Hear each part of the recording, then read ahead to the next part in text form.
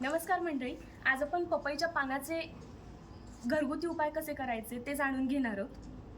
पपईचं पान जे आहे त्याच्यामध्ये पपेन आणि कायमोपपेन नावाचे काही एन्झाईम्स आपल्याला आढळून येतात. त्याचबरोबर vitamin A, B, C, E आणि के हे सर्व विटॅमिन्स आपल्याला ह्याच्यामध्ये आढळून येतात. ह्याचे बरेचसे फायदे आहेत, परंतु प्लेटलेट काउंट ज्यावेळेस कमी होतो त्यावेळेस डॉक्टर्स आपल्याला किवी सजेस्ट करतात, किवीचं फळ, परंतु लहान लेकरांना ते आवडत नाही. मग ह्याचा रस काढला तर ते घेतात मात्र जबरदस्तीने का होईना.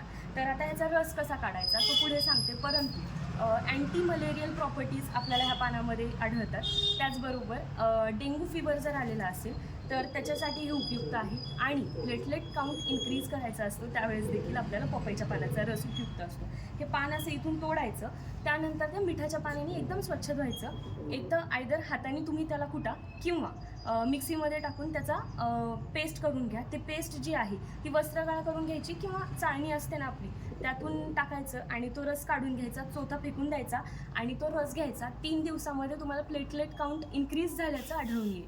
धन्यवाद. अशाच माहितीसाठी आरोग्य वैष्णवला फॉलो करा.